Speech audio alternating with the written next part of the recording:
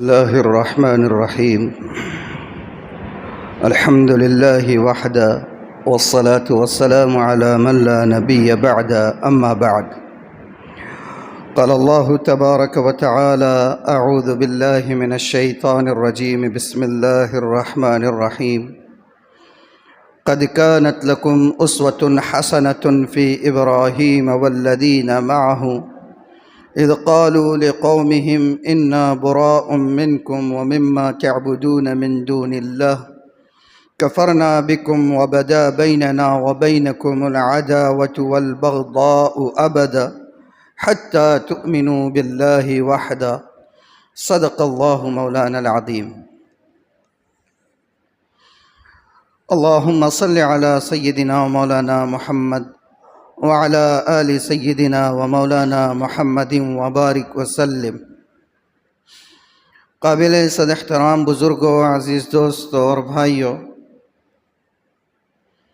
تمام انبیاء کرام علیہم الصلاۃ والسلام کی زندگیاں پوری انسانیت کے لیے اور بالخصوص ملت اسلامیہ کے لیے مشعل راہ اور اسوہ حسنہ ہوا کرتی ہے.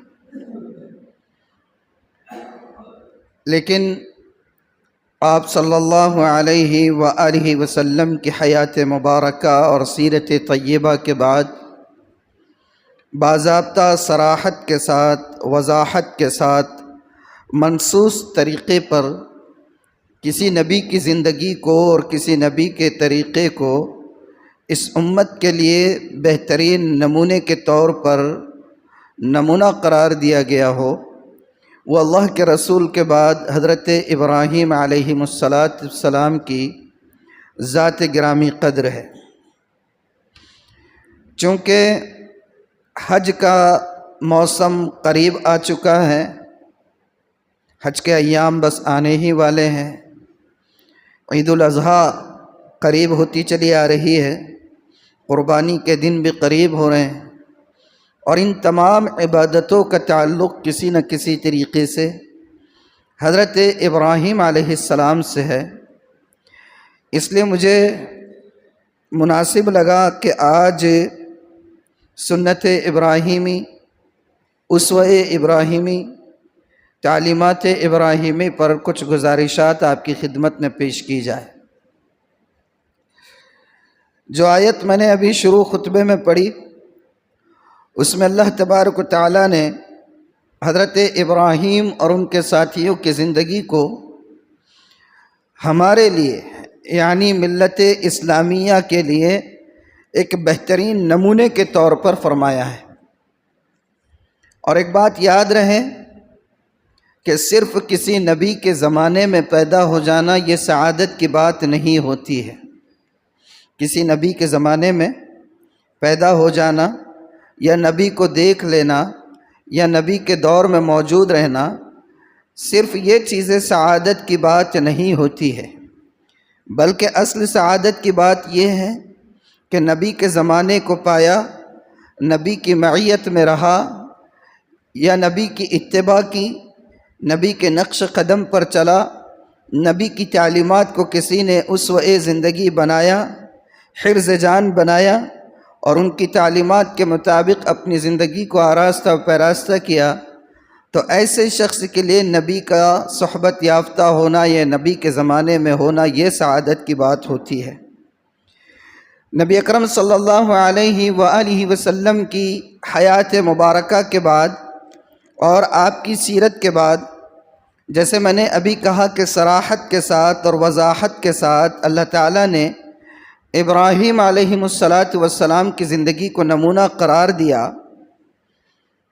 تو آخر کیوں؟ اس کی بہت ساری وجوہات ہیں، اور کیا تعلیمات تھی ابراہیم علیہ السلام کی، اسی پر میں کچھ روشنی ڈالوں گا. بنیادی بات یہ سمجھیے کہ ابراہیم علیہ السلام توحید کی پہچان تھے. ابراہیم علیہ السلام توحید کی پہچان تھے، معمار بیت اللہ تھے، خلیل اللہ تھے، اور باطل کے آگے کبھی انہوں نے سرنڈر نہیں کیا. اللہ تعالیٰ نے قیامت تک کے لیے انہیں امامت کے منصب پر فائز کیا. اللہ نے قرآن میں خود اس کا تذکرہ کیا کہ مختلف آزمائشوں سے گزارنے کے بعد ہم نے ابراہیم کو جب آزما لیا، مختلف امتحانات میں مبتلا کیا اور ابراہیم ان امتحانات میں، ان آزمائشوں میں سرخ رو ہو چکے، تو اللہ تعالیٰ فرماتے ہیں کہ ہم نے تمہیں امامت کے منصب پر فائز کیا۔ وَإِذِ ابْتَلَىٰ إِبْرَاهِيمَ رَبُّهُ بِكَلِمَاتٍ فَأَتَمَّهُنَّ قَالَ إِنِّي جَاعِلُكَ لِلنَّاسِ إِمَامًا، اور جب ابراہیم کو اس کے رب نے آزمائش میں ڈالا اور ابراہیم نے ان تمام آزمائشوں کو پورا کیا، تو اللہ نے فرمایا انی جاعلک للناس اماما، کہ میں تمہیں پوری انسانیت کے لیے، مسلمانوں کے لیے نہیں، بنی اسرائیل کے لیے نہیں، مخصوص طبقے کے لیے نہیں، مخصوص نسل کے لیے نہیں، مخصوص ملک کے لیے نہیں، بلکہ فرمایا انی جاعلک للناس اماما، میں تمہیں پوری انسانیت کا صبح قیامت تک کے لیے امامت کا درجہ دے رہا ہوں۔ تو حضرت ابراہیم توحید کی پہچان ہیں اور امامت کے منصب پر فائز ہیں، اور اللہ نے ان کی زندگی کو ہمارے لیے بہترین نمونہ قرار دیا ہے۔ تو آج چونکہ حج کا موسم ہے اور عید الاضحیٰ کے دن قریب آ رہے ہیں، تو لگا کہ ان کی کچھ تعلیمات، یا یوں کہیے دوسرے الفاظ میں کہ ابراہیم علیہ السلام کی کچھ خصوصیات جو ان کی خاصیت تھی، جس کی وجہ سے انہیں منصب امامت تفویض کیا گیا، ان خصوصیات پر کچھ روشنی ڈالی جائے تاکہ ہم ان خصوصیات کو اپنا کر ابراہیم علیہ السلام کے اسوے کو اپنے لیے اسوہ بنا سکیں۔ ٹھیک ہے؟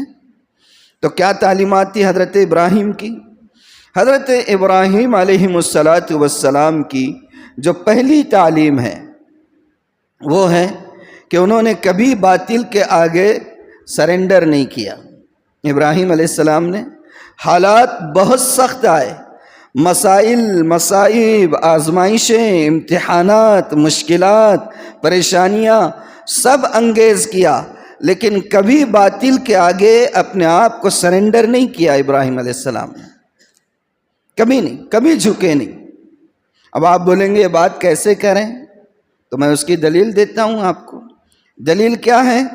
دلیل یہ ہے کہ ابراہیم علیہ السلام ابھی جوان ہیں، قوم نے ان کے خصوصی تہوار کے موقع پر جو میلہ لگا کرتا تھا، اور جس میلے میں ہمیشہ جو ہے شرک ہوا کرتا تھا، بت پرستی ہوا کرتی تھی، بدعات ہوا کرتی تھی، رسومات ہوا کرتی تھی، خرافات ہوا کرتی تھی، واہیات ہوا کرتی تھی، لغویات ہوا کرتی تھی، بدعات ہوا کرتی تھی، اس میلے میں قوم نے ابراہیم کو شرکت کی دعوت دی، اور یہ دعوت صرف قوم کی طرف سے نہیں تھی بلکہ بادشاہ کی طرف سے یہ انویٹیشن تھی۔ اس انویٹیشن کو جو ایسے بادشاہ کی طرف سے جو اپنے آپ کے خدا ہونے کا دعویٰ کرتا تھا، اس انویٹیشن کو انکار کرنا کچھ آسان نہیں تھا۔ ظاہر سی بات ہے، معمولی کوئی سرپنچ نہیں تھا، کوئی ایم ایل اے وغیرہ نہیں تھا، ایم ایل سی نہیں تھا، وہ اپنے آپ کو مختار کل سمجھتا تھا، خدائی کا دعویٰ کرنے والا تھا، اور اس کی طرف سے جو ہے شرکت کی دعوت تھی۔ لیکن ابراہیم علیہ السلام نے ان تمام باتوں کے باوجود باطل کے آگے سرنڈر نہیں کیا۔ قوم جب آئی اور انہوں نے کہا کہ میلے میں چلنا ہے، میلے میں شرکت کرنی ہے، تو کہا انی سقیم، قرآن کے الفاظ ہے انی سقیم۔ بھائی وہ عربی خطبہ لائے کہ پوچھو اس کو، حافظ محمود نہیں لائے ہوں گے تو دیکھو اس کو۔ تو قرآن کہتا ہے کہ کہا ابراہیم علیہ السلام نے انی سقیم، میں بیمار ہوں، میں بیمار ہوں۔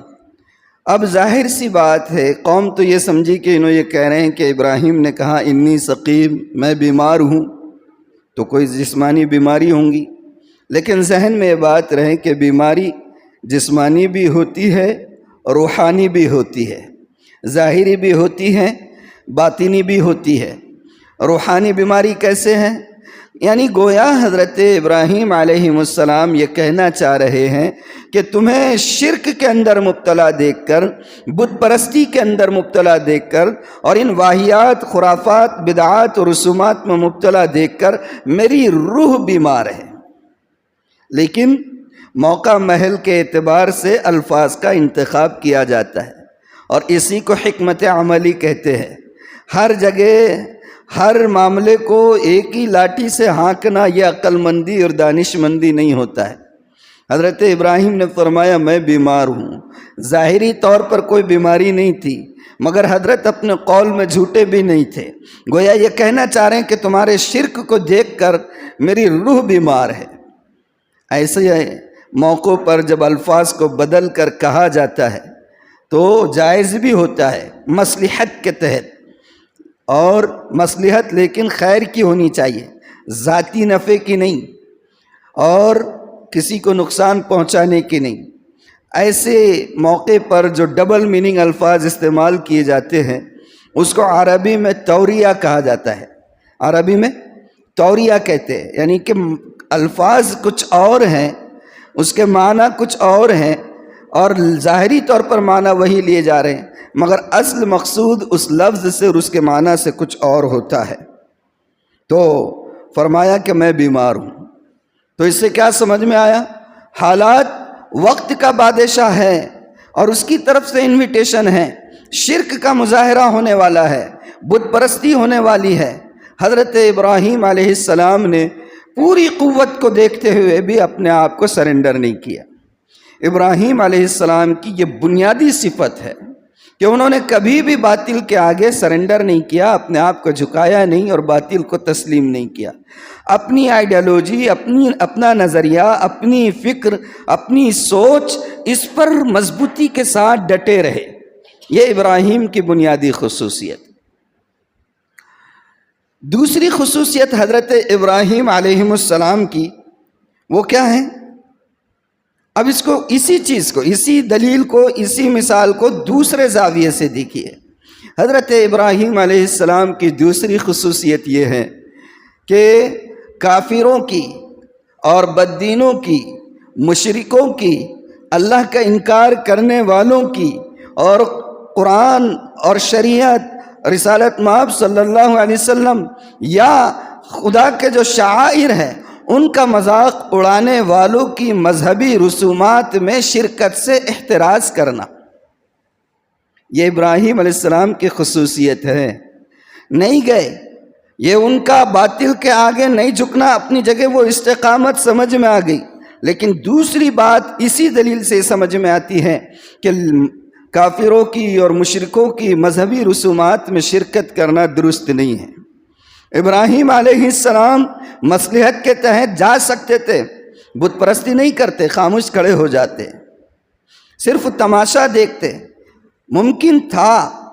اور حالات کے پیش نظر جبکہ بادشاہ ڈکٹیٹر ہو اور بادشاہ کے ہاتھ میں ساری قوت ہے، جو خدائی کا دعویٰ کرتا ہے، صرف جا کر شرکت کر کے خاموشی اختیار کر سکتے تھے۔ لیکن حضرت ابراہیم علیہ السلام نے کافروں کے مذہبی میلے میں شرکت نہیں کی۔ یہ ابراہیم علیہ السلام کی دوسری خصوصیت، کسی بھی طریقے سے شرکت نہیں ہونا چاہیے۔ آج کیا ہو رہا ہے؟ ان کے میلے میں کیا ہوتا تھا؟ ظاہر سی بات ہے، کیوں نہیں گئے ابراہیم علیہ السلام؟ بھئی وہاں بت پرستی ہوتی ہوگی، شرک تو ظاہر سی بات تھی، مختلف بت انہوں نے بنائے ہوئے تھے۔ ابراہیم علیہ السلام کا جو باپ تھا آزر، وہ خود جو ہے بت پرستی کا شکار تھا۔ قرآن میں اللہ تعالیٰ نے فرمایا وَإِذْ قَالَ إِبْرَاهِيمُ لِأَبِيهِ آزَرَ أَتَتَّخِذُ أَصْنَامًا آلِهَةً إِنِّي أَرَاكَ وَقَوْمَكَ فِي ضَلَالٍ مُبِينٍ۔ جب ابراہیم نے اپنے باپ آزر سے کہا کہ تم بتوں کو جو ہے اپنا معبود بناتے ہو، میں تو تمہیں بھی اور تمہاری قوم کو بھی کھلی گمراہی میں دیکھتا ہوں۔ تو کافروں کی اور مشرکوں کی مذہبی رسومات میں شرکت سے احتراز کرنا، یہ حضرت ابراہیم علیہ السلام کی دوسری خصوصیت ہے۔ آج ہم لوگوں کو خوش کرنے کے چکر میں، لبرلزم کے چکر میں، اپنے آپ کو سیکولر دکھانے کے چکر میں، اپنے آپ کو ماڈرن دکھانے کے چکر میں اور حکمرانوں کو خوش کرنے کے چکر میں کیا کیا نہیں کر رہے ہیں۔ اور کلچرل ایکٹیویٹی کے نام پر کیا کیا نہیں کر رہے، کیا کیا خرافات ہو رہی ہے، کیا کیا بدعات ہے، کیا کیا رسومات ہیں. ہولی کے پروگرام ہو، دیوالی کے پروگرام ہو، گنپتی کے تہوار ہو، یہ جتنی سیلیبریٹیز ہیں، فلم اسٹارز ہیں جو سو کالڈ مسلم صحیح، لیکن ان سو کالڈ مسلمز کو دیکھیے کیا ہو رہا ہے ان کے پاس. قرآن نے صاف لفظوں میں کہا ہے لن ترضى عنك اليهود ولا النصارى حتى تتبع ملتهم، کہ تم یہود اور نصارہ اور مشرکین تم سے اس وقت تک خوش ہو ہی نہیں سکتے جب تک کہ تم ان کے طریقے کی پیروی نہ کرو. کتنا بھی کچھ کر لو آپ سے خوش نہیں ہو سکتے. میں زیادہ دور کی بات نہیں کہوں گا، پچھلے ہفتے کی مثال دیتا ہوں آپ، گزشتہ ہفتے کی مثال. امریکن پریسیڈنٹ آیا عرب ممالک میں، سعودی کا دورہ کیا اور اس کے بعد وہاں سے قطر گیا اور وہاں سے پھر امارات گیا، ایمریٹس گیا. خزانوں کے دہانے کھول دیے، خزانوں کے دہانے کھول دیے. کئی 100 کروڑ کی لاگت کا جہاز قطر نے اس کو ہدیے میں دیا. عرب جن کی عورتیں ان کی غیرت ہوا کرتی تھی، وہ عرب جن کی عورتوں کی پرچھائی پر بھی کسی کی نظر نہیں پڑ سکتی تھی، وہ عرب جن کے عورتوں کے برقعوں پر نظر پڑ جانا بھی کسی غیر کی معیوب بات سمجھی جاتی تھی، وہ عرب جن کے عورتوں کا کل جہاں ان کے گھر کی 4 دیواری ہوا کرتی تھی، ان عربوں نے اپنی عورتوں کو بے نقاب کیا، ہاتھ ملوایا. اپنے ملک کی مسلم قوم کی نوجوان بچیوں کو 2 صف میں کھڑے کر کے بال جو ہے تو وہاں پر کھلوا کر نچوا دیا، اور اربوں خربوں روپے کی ڈیلنگ کی ہے اس کے ساتھ. پتہ ہے جیسے ہی وہ وائٹ ہاؤس پہنچا اور پریس کانفرنس ہوئی تو اس پریس کانفرنس میں کیا کہا اس نے کہ میں نے جتنے ممالک کے اب تک دورے کیے اس میں سب سے ورسٹ دورہ عرب ملکوں کا رہا ہے. یہ نیوز چل رہی ہے، اس کے کوٹس آ رہے ہیں. اس کا کہنا یہ لاکھوں اربوں خربوں روپے لگا دی. اس کے جانے کے بعد اور یہ کہنے کے بعد اب قطر کے جو ہے قطر کے شہنشاہ نے، یا جو کہتے ہیں اس کو امیر قطر نے جو ہے یہ کہا کہ جب سے امریکہ بنا ہے شاید اب تک انہوں نے ایک ساتھ اتنی دولت نہیں دیکھی ہوں گی جتنی ہم نے ان کے اس دورے میں خرچ کی ہے. لیکن اس کے باوجود اس کا یہ کمنٹس کرنا، کاش ہم نے یہ پیسے غزہ پر لگائے ہوتے اور مسلم قوم پر لگائے ہوتے، اس وقت تمہاری غیرت مر گئی تھی. اپنی عورتوں کو، اپنی بچیوں کو اور اپنی خواتین کو ان کے سامنے لا کر کھڑا کر دیا. 1,000 کلومیٹر کا فاصلہ ہوگا، بہت ہو گیا. غزہ نظر نہیں آئے، غزہ کے رات دن شہید ہوتے بچے نظر نہیں آئے، ان کے بموں سے اڑتے ہوئے ان کے جسم کے اعضاء نظر نہیں آئے، ان کے عورتوں کی راتوں کو نکلنے والی سسکیاں نظر نہیں آئیں، کچھ نظر نہیں آیا. اربوں خربوں روپے لٹا دیے اور اس نے وہاں جا کر یہ کہہ دیا کہ میرا سب سے ورسٹ دورہ جو ہے تو اربوں کا رہا ہے. لن ترضى عنك اليهود ولا النصارى حتى تتبع ملتهم. قرآن نے آج نہیں 1400 سال پہلے کہہ دیا اس وقت تک تم سے خوش نہیں ہو سکتے جب تک کہ تم ان کی آئیڈیالوجی کو اپنا نہیں لو. ہاں کتنا لٹا دیا. اللہ اکبر. ایک ہوتی ہے غیرت ایمانی، ایک ہوتی ہے حمیت ایمانی، ایک ہوتی ہے مشرقی اقدار، ایک ہوتے ہیں اپنے اسلاف اکابر آبا و اجداد کی تاریخ. کہاں ہے؟ گئی تیمور کے گھر سے، ختم. غیرت ختم، حمیت ختم، مشرقی اقدار ختم، اسلاف کی تاریخ کے تذکرے ختم، اپنی عورتوں کو کھڑے کر دیے سامنے. اللہ غریق رحمت کرے اور کروڑوں رحمتیں نازل کرے اقبال کی تربت پر. بہت پہلے اقبال نے یہ بات کہہ دی تھی. اقبال نے کہا تھا کہ وہ فاقہ کش موت سے ڈرتا نہیں ذرا، وہ فاقہ کش موت سے ڈرتا نہیں ذرا، اور روح محمد اس کے بدن سے نکال دو. وہ فاقہ کش موت سے ڈرتا نہیں ذرا، روح محمد اس کے بدن سے نکال دو۔ اور اس کے بعد کہا تھا فکر عرب کو دے کر فرنگی تخیلات۔ سنیے غور سے اقبال، کیا دور اندیش تھا بندہ، اور کیسی بصیرت، کیسی فراست، کیسا ادراک، کیسا شعور، کیسا فہم اللہ نے اقبال کو دیا تھا۔ وہ بندے خدا بہت آگے کی دیکھا کرتا تھا۔ اس نے کہا کہ فکر عرب کو دے کر فرنگی تخیلات، فکر عرب یعنی یوں سمجھو کہ عرب کو دے کر، فرنگی تخیلات یعنی یورپین ریچولز، یورپین کلچر، مغربی تہذیب ان کو دے کر کیا کر دو؟ کہتا ہے اسلام کو حجاز و یمن سے نکال دو۔ آج کیا ہو رہا ہے؟ اسلام کو دیس نکالا یہ عرب خود دے رہے ہیں، اور ابراہیم کے نام کی مالا جپنے والے ہیں۔ اس نے یہاں کا آ کے جو معاہدے بھی کیا تو کیا کیا؟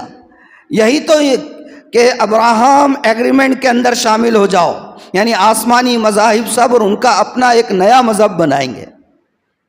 لا حول ولا قوت الا باللہ۔ اسلام آخری ایڈیشن ہے اللہ کے اتارے ہوئے دین کا، اس کے ساتھ کوئی کمپرومائز کسی کے ساتھ کبھی صبح قیامت تک نہیں ہو سکتا۔ اپنی مرضی کا دین ہم نہیں بنا سکتے۔ یا ایہا النبی لم تحرم ما احل اللہ تبتغی لمرضات ازواج۔ او نبی، اپنی بیویوں کی خواہش کے لیے جو چیزیں اللہ نے حلال کی اس کو حرام کرنے والے آپ کون؟ یہ تو نبی کو بھی اختیار نہیں۔ ہاں، تو دوسری خصوصیت ابراہیم علیہ السلام کی کافروں اور مشرکوں کی مذہبی رسومات میں شرکت سے احتراز۔ لبرلزم بننے کی ضرورت نہیں، فنڈامنٹلسٹ ہے، فخر سے کہیں کہ ہم فنڈامنٹلسٹ، ہم بنیاد پرست ہے، ہم قدامت پرست ہے۔ ہماری کامیابی قسم خدا پاک کی صبح قیامت تک اللہ کے رسول کے دور کی طرف دیکھنے اور اس سے وابستہ رہنے میں ہے۔ ہم نے جب اپنے ماضی کو بھلا دیا سمجھ لو کہ ہمارے زوال کے دن شروع ہو گئے۔ ہماری کامیابی ہمارے ماضی کے ساتھ وابستہ ہے۔ پیوست رہ شجر سے امید بہار رکھ، پیوست رہ شجر سے امید بہار رکھ۔ اگر آپ درخت سے لگے ہوئے ہیں تو آپ سرسبز بھی ہو سکتے ہیں، آپ پک بھی سکتے ہیں، آپ کے اندر ذائقہ بھی آ سکتا ہے، لیکن اگر پتا درخت سے ٹوٹ جائے تو نہ سرسبزی اس کے مقدر میں ہے، نہ ذائقہ اس کے نصیب میں ہے، اور نہ دوسروں کو خوش کرنے کا ہنر اس کو آ سکتا ہے۔ سمجھے آپ؟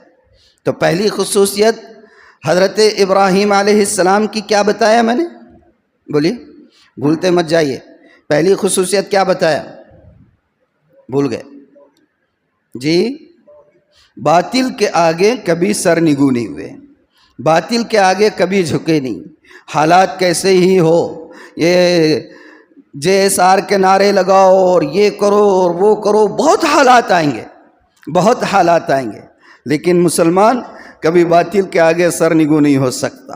دوسری خصوصیت ابراہیم علیہ السلام کی وہ یہ ہے کہ کافروں اور مشرکوں اور دین اور اسلام اور شریعت سے کھلواڑ کرنے والوں کے مذہبی رسومات میں وہ کبھی شرکت نہیں کرے۔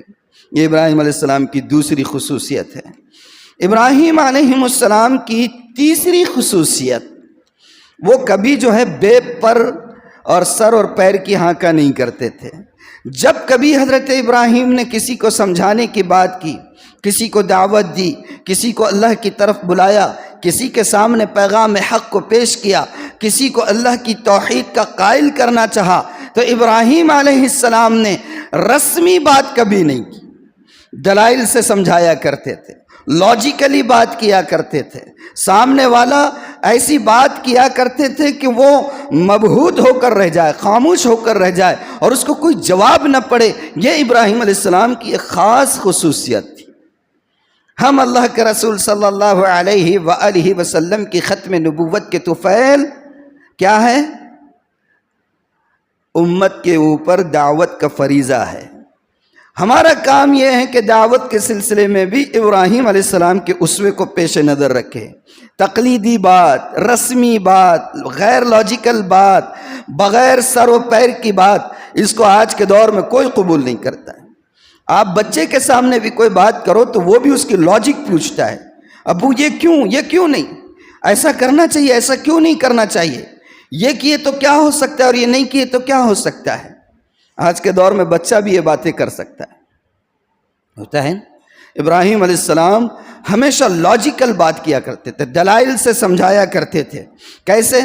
اور اگر کبھی قوم نے سمجھا نہیں، مثال کے طور پر آپ نے کچھ دعوت دی، قوم نے نہیں مانا، تو ابراہیم علیہ السلام ڈسہارٹ نہیں ہوا کرتے تھے، دل برداشتہ نہیں ہوا کرتے تھے، مایوس نہیں ہوا کرتے تھے، بلکہ پھر اپنی بات کو پوری لاجک کے ساتھ، پورے دلیل کے ساتھ، پورے ایویڈنس کے ساتھ اور پورے ثبوت کے ساتھ اپنی بات کو سمجھایا کرتے تھے.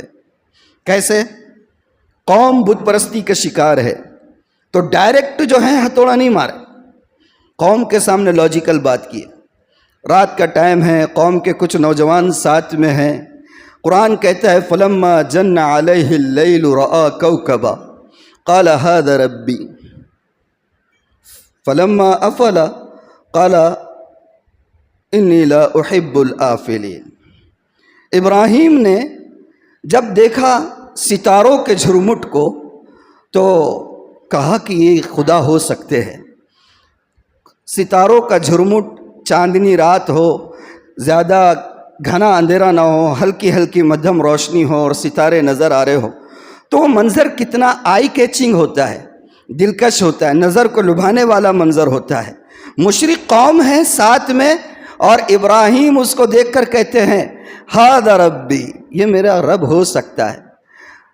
کچھ دیر کے بعد ستارے جب ماند پڑ گئے تو کہنے لگے انی لا احب الآفلین. ارے یار، اپن تو اس کو خدا کہہ رہے تھے لیکن یہ تو ڈوب گئے اور ڈوبنے والا خدا نہیں ہو سکتا، میں ڈوبنے والوں کو پسند نہیں کرتا ہوں.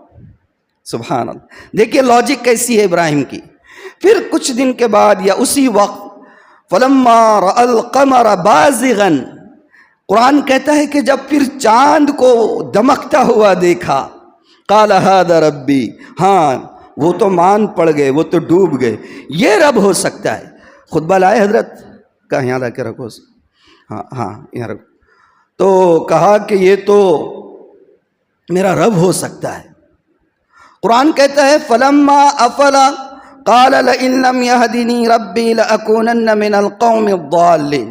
اگر میرے رب نے مجھے ہدایت نہیں کی تو یقیناً میں گمراہ لوگوں میں سے ہو جاؤں گا، کیونکہ یہ بھی تو ڈوب گیا. دوسرے دن جب سورج نکلا اور سورج نے پوری کائنات کو روشن کر دیا تو انہی لوگوں کے سامنے فلما رأى الشمس بازغة قال هذا ربي هذا اکبر.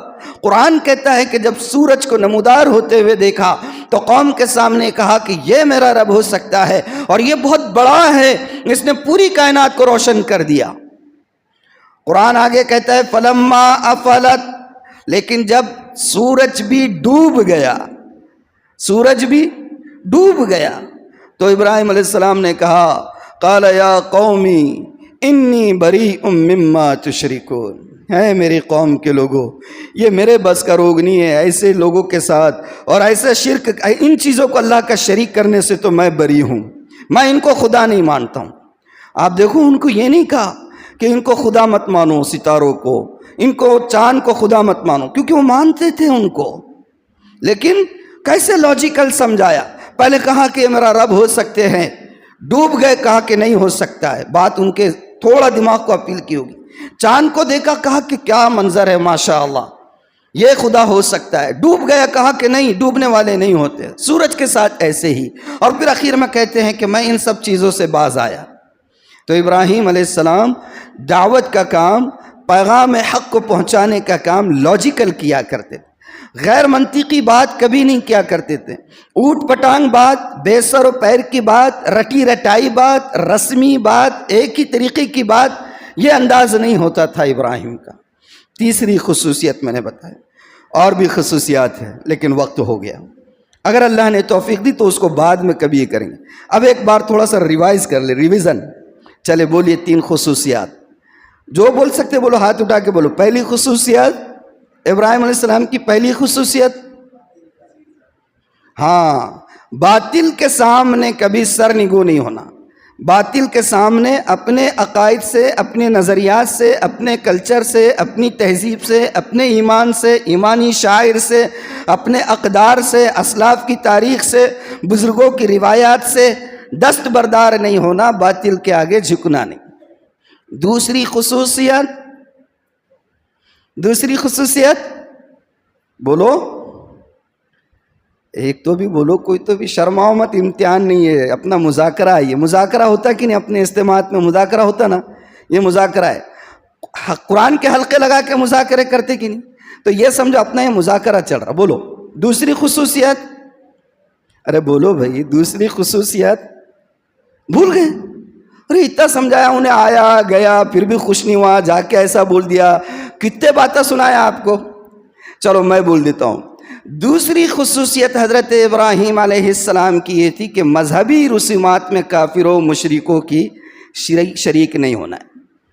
کافروں کی، مشرکوں کی مذہبی رسومات میں شریک نہیں ہونا. اگر کلچرل ایکٹیویٹی کے نام پر ہندو میتھالوجی یا اسلام کے منافی عقائد کا کام کرنے لگائے تو نہیں کرنا. کلچرل ایکٹیویٹی کے نام پر اسی طرز کا کوئی اپنا کام کر لینا، کوئی ڈنڈا سر پہ نہیں رکھتا، ایکٹیویٹی کر کے دکھانا ہے. مسلم مینجمنٹ، مسلم سنستھاؤں کے تحت چلنے والے اسکول اور کالجز میں سوشل اور کلچرل ایکٹیویٹی کے نام پر کیا کیا نہیں ہو رہا ہے. اللہ حفاظت کرے. بہرحال تیسری خصوصیت بول کے جلدی سے سنتیں پڑھیں گے اپن. تیسری خصوصیت، حضرت ابراہیم کی تیسری خصوصیت، یہاں بیٹھے ہوئے جماعت کے ساتھی میں سے ہر ایک نے جواب دینا اس کا. بولو جلدی سے. تیسری خصوصیت بولو، بولو، شرمو مت، شرمنا نہیں کبھی بھی. کیا بول رہے ہیں؟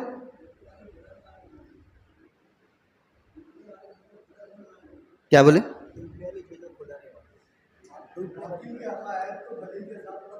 ہاں، کوئی بھی بات، جو بات پیش کرے دلائل کے ساتھ، لاجک کے ساتھ، ایویڈنس کے ساتھ، ثبوت کے ساتھ، اعتماد کے ساتھ، یقین کے ساتھ، سامنے والے کو خاموش کرنے کی صلاحیت کے ساتھ کرنا. تینی خصوصیت اور بھی ہے لیکن اب وقت اجازت نہیں دیتا. اللہ تعالی عمل کی توفیق عطا فرمائے. وآخر دعوانا الحمدللہ رب العالمین. جلدی جلدی سنتیں پڑھ لو.